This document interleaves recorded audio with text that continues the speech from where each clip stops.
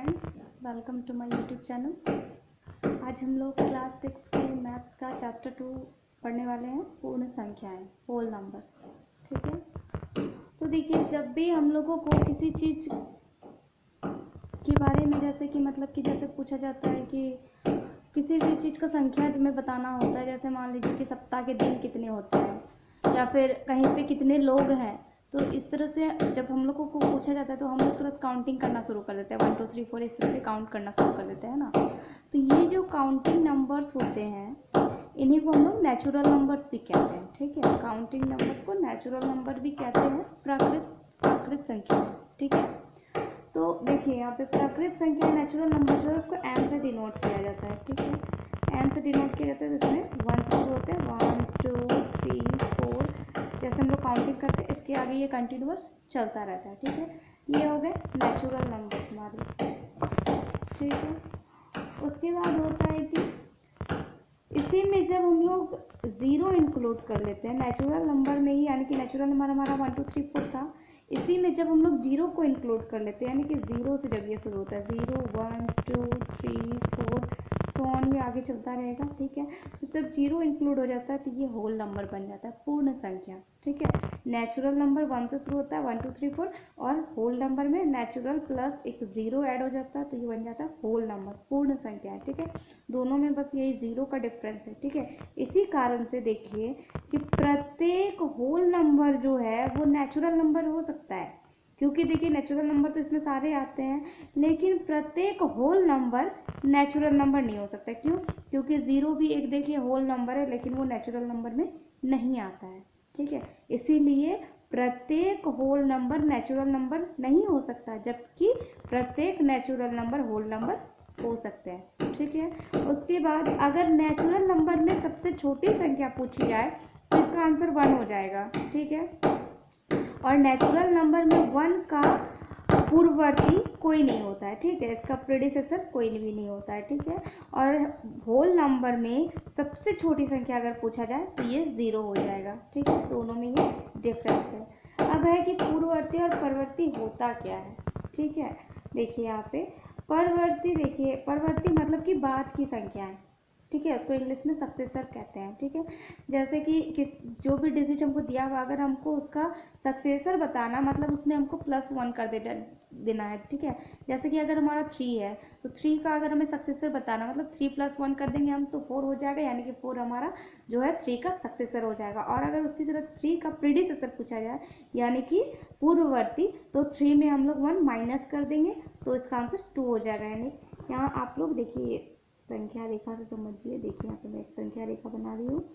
ठीक है, यहाँ पे सबसे पहले तो 0 होगा, फिर 1, फिर 2, फिर 3, फिर 4, फिर 5, इस तरह से आगे कंटिन्यूस चलता रहेगा। ठीक है, तो यहाँ पे देखिए हम लोग किसी भी संख्या के इधर जाते हैं तो ये परवर्ती हो गया। ठीक है, यहाँ पे मैं लिख दे रही हूँ परवर्ती, और अगर इस डायरेक्शन में जाएंगे तो ये हो जाएगा हमारा पूर्ववर्ती। ठीक है, तो सपोज कीजिए अगर हमारा 4 है, 4 का अगर हमें परवर्ती पूछा जाए तो 4 के हम लोग जस्ट इस डायरेक्शन में एक आगे बढ़ जाएंगे तो 5 हमारा क्या हो जाएगा, इसका परवर्ती हो जाएगा। लेकिन वहीं पे अगर हमारा 4 का पूर्ववर्ती पूछा जाता है तो हम इस डायरेक्शन पे आएंगे, यानी कि 3 हो जाएगा। मतलब कि परवर्ती, किसी भी संख्या का परवर्ती निकालने के लिए उसमें +1 करना पड़ता है, और पूर्ववर्ती निकालने के लिए उसमें -1 होता है। ठीक है, नेक्स्ट है हमारा कि क्रमिक संख्याएं। क्रमिक संख्याएं क्या होती है? तो देखिए कोई भी कंटिन्यूअस नंबर होता है जिनके बीच में मतलब कि कुछ छूटा ना हो, जैसे कि देखिए 2 3 4 5 इस तरह से कंटिन्यूअस रहेगा, मतलब जस्ट एक के बाद एक संख्या रहेगी, तो इसी को क्रमिक संख्याएं कहा जाता है। ठीक है, इसको कहा जाता है क्रमिक, कंटिन्यूअस होती है, जैसे कि 2 3 4 5 6 इस तरह से चलते जाएंगे। 3 के बाद अगर हम लोग 5 लिखते तो ये हमारा कंटिन्यूअस नहीं होगा, क्योंकि देखिए यहाँ पे 4 छूट जा रहा है। ठीक है, तो जो भी जस्ट एक के बाद एक आती जाएंगी नंबर्स, उनको हम लोग क्रमिक संख्याएं कहते हैं। ठीक है, नेक्स्ट है हमारा,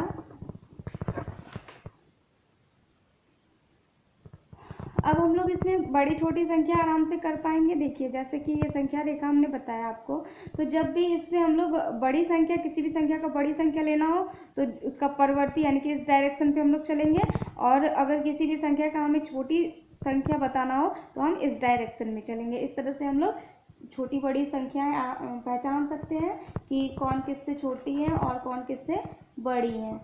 ठीक है, इस तरह से हम लोग संख्या रेखा को देख करके जोड़ घटाव भी कर सकते हैं। जैसे देखिए, अगर मेरे पास क्वेश्चन है कि 3 + 4 हमें बताना है कि कितना होगा। ठीक है, 3 + 4 हमें बताना है कितना होगा, वो भी संख्या रेखा को देखते हुए।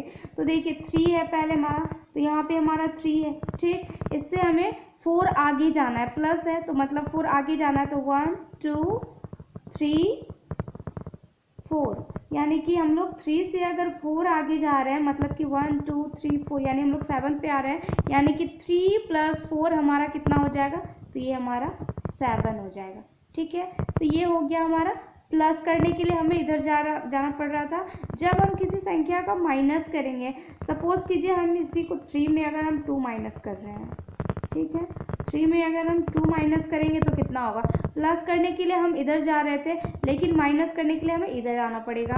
देखिए यहाँ पे 3 में 2 माइनस करना है, यहाँ हमारा 3 है, इसमें हमें 2 माइनस करना है, तो इसके जस्ट पीछे हम 2 स्टेप जाएंगे, 1 2, इसका 2 स्टेप पीछे हम लोग आते हैं, तो हम लोग देख रहे हैं हम लोग 1 पे आ जा रहे हैं। ठीक है, यानी कि 3 - 2 हमारा कितना हो जाएगा, तो ये हो जाएगा हमारा 1। ठीक है, इसी तरह से हम लोग संख्या रेखा पे गुना भी कर सकते हैं। कैसे, देखिए यहाँ पे देखिए, मान लीजिए हमारा 3 × 2 है, 3 × 2 है, इसका मतलब 3 जो है वो 2 बार करना पड़ेगा, 2 बार आएगा, 3 2 बार आएगा। ठीक है, तो यहाँ से देखिए 1 2 3, फिर 1 2 3, पहले तो यहाँ से यहाँ तक 3, ठीक है, 1 2 3 हो गए यहाँ से यहाँ तक। उसके बाद फिर 1 2 3, तो यहाँ से हम लोग कहाँ चले जाएंगे, यहाँ चले जाएंगे। तो देखिए ये 2 राउंड हो रहा है, तो इसलिए देखिए हम लोग कितने पे आ गए, 6 पे आ गए, यानी कि 3 × 2 हमारा कितना हो जाएगा, 6 हो जाएगा। इस तरह से हम लोग संख्या रेखा पे प्लस माइनस मल्टीप्लिकेशन कर सकते हैं। ठीक है, अब आगे देखिए कुछ इन नंबर्स की कुछ प्रॉपर्टीज़ हैं, उनको हम लोग देखेंगे। ठीक है, तो देखिए सबसे पहला हमारा समवृत्त गुण है। ठीक है, समवृत्त गुण क्या कहता है, क्लोजर प्रॉपर्टी, कि 2 पूर्ण संख्याओं का योग भी एक पूर्ण संख्या होता है। ठीक है, तो हम लोग पहले योग के लिए इसको चेक करेंगे। हम लोग यहाँ पे कुछ नंबर्स मान लेते हैं, इधर साइड में लिख दूँ मैं, a = 2, b = 3, c = हमारा 4। ठीक है, ये हमने कुछ नंबर्स मान लिए। इन्हीं नंबर्स को लेकर के हम यहाँ पे इस प्रॉपर्टीज को चेक करेंगे। तो देखिए सबसे पहले हम योग के लिए समवृत्त गुण को देख रहे हैं। समवृत्त गुण क्या है कि 2 पूर्ण संख्याओं का योग भी एक पूर्ण संख्या होता है। तो देखिए हम a = 2 ले रहे हैं और b = 3, यानी कि यहाँ पे 2 पूर्ण संख्या हमने 2 और 3 ले लिए। अब हम लोग इसको ऐड करते हैं, 2 और 3 कितने हो जाएंगे, हमारे 5 हो जाएंगे। ठीक है, तो ये 5 क्या है, ये भी एक पूर्ण संख्या है, तो इसका मतलब समवृत्त योग के अंतर्गत समवृत्त गुण को ये फॉलो करता है। नेक्स्ट हमारा क्रम विनिमय गुण। क्रम विनिमय गुण क्या कहता है, तो a + b = b + a, ये हमारा क्रम विनिमय गुण है। इसमें चलिए हम लोग वैल्यू पुट करके देखते हैं। तो a हमारा 2 है, b हमारा 3 है, = 3 + 2, तो क्या ये दोनों इक्वल आ रहा है, देखिए यहाँ पे 5 हो जाएंगे, यहाँ पे भी 3 2 5 हो जाएंगे। तो देखिए आपस में ये दोनों बराबर है, मतलब कि योग के अंतर्गत क्रम विनिमय गुण को ये फॉलो करता है, क्योंकि ये दोनों आपस में बराबर हो गए। फिर हमारा साहचर्य नियम, ये क्या है कि a + b + c = a + b + c। तो यहाँ देखिए हमारा ABC का वैल्यू मैंने 2 3 4 लिया हुआ है, 2 + 3 + 4 = 2 + 3 + 4। तो 2 प्लस, पहले हम लोग ब्रैकेट का काम करेंगे, तो 4 और 3 हो जाएंगे हमारा 7 = 3 2 5 + 4, 7 2 9 हो गए, 5 4 9 हो गए। तो देखिए योग के अंतर्गत साहचर्य नियम को भी ये फॉलो करता है। ठीक है, तो ये हमने देखा योग के लिए। अब हम लोग देखेंगे माइनस के लिए, घटाव के लिए। ठीक है, माइनस के लिए अब हम लोग चेक करेंगे। तो जैसा समवृत्त गुण योग के लिए था कि दोनों को प्लस करके एक पूर्ण संख्या आना चाहिए, उसी तरह घटाव के लिए है कि 2 पूर्णांकों को 4 - 3। ठीक है, 4 भी हमारा एक पूर्ण संख्या है और 3 भी हमारा एक पूर्ण संख्या है। तो जब हम 2 पूर्ण संख्याओं का माइनस करते हैं तो हमें कितना मिलता है, 1। ये भी एक पूर्ण संख्या है, तो मतलब घटाव के अंतर्गत समवृत्त गुण को ये फॉलो करता है। उसी तरह से a - b is equal to B minus A. ठीक है, तो इसमें देखिए हम लोग यहाँ पे हम हमारा नंबर्स को लिखते हैं। ए कितने हैं हमारे, तो 2 हो गए, -3 इज इक्वल टू 3 माइनस 2। तो यहाँ पे देखिए 2 माइनस 3 यानी कि -1 इज इक्वल टू 3 माइनस 2 यानी कि 1। देखिए यहाँ पे -1 है जबकि यहाँ पे 1 है, इसका मतलब दोनों वैल्यू डिफरेंट हो गए, इसका मतलब ये आपस में इक्वल नहीं होंगे। ठीक है, इसका मतलब क्रम विनिमय गुण घटाव के अंतर्गत फॉलो नहीं करता है। ठीक है, उसी तरह साहचर्य नियम जो है हमारा, अब ये क्या है देखिए, a minus B minus C is equal to a minus B minus C. A की value 2 minus 3 minus 4 is equal to a minus 2 minus 3 minus C is equal to हमारा 4 है 4। ठीक है, अब 2 माइनस 3 माइनस 4 यानी कि ये कितने हो जाएंगे, -1 इज इक्वल टू 2 माइनस 3 यानी कि -1, और यहाँ पे -4 कितने हो जाएंगे, 2 plus 1 is equal to -1 minus 4। तो यहाँ पे 2 प्लस 1 कितने हो जाएंगे, 3 इज इक्वल टू, और यहाँ पे हो जाएंगे -5। तो देखिए ये भी आपस में इक्वल नहीं है, यानी कि ये साहचर्य नियम को भी ये फॉलो नहीं करता है। ठीक है, हमने जोड़ और घटाव के लिए देख लिया। अब हम लोग मल्टीप्लिकेशन के लिए चेक करेंगे, गुना। ठीक है, मल्टीप्लिकेशन के लिए हम लोग चेक करेंगे, तो मल्टीप्लिकेशन के लिए भी वही है समृद्ध गुण के अंतर्गत कि 2 पूर्ण संख्याओं का गुना भी एक पूर्ण संख्या होना चाहिए। तो 3 × 2 ये 6 हो जाएगा हमारा, ये भी एक पूर्ण संख्या है। ठीक है, अब क्रम विनिमय गुण क्या कहता है, तो a × b is equal to b × a।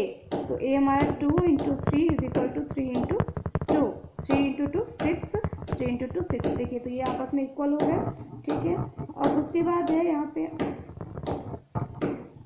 साहचर्य नियम क्या कहता है, तो a × b × c is equal to a × b × c।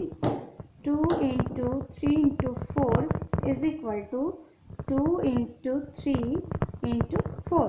अब यहाँ पे हमारे कितना हो जाएंगे, 2 × 3 × 4 12 हो जाएंगे हमारे, इज इक्वल टू 3 × 2 6 × 4, और फिर यहाँ पे 12 × 2 24 इज इक्वल टू 6 × 4 24। तो देखिए ये अभी आपस में बराबर है। ठीक है, अब हम लोग इसको डिवाइड के लिए चेक कर लेते हैं।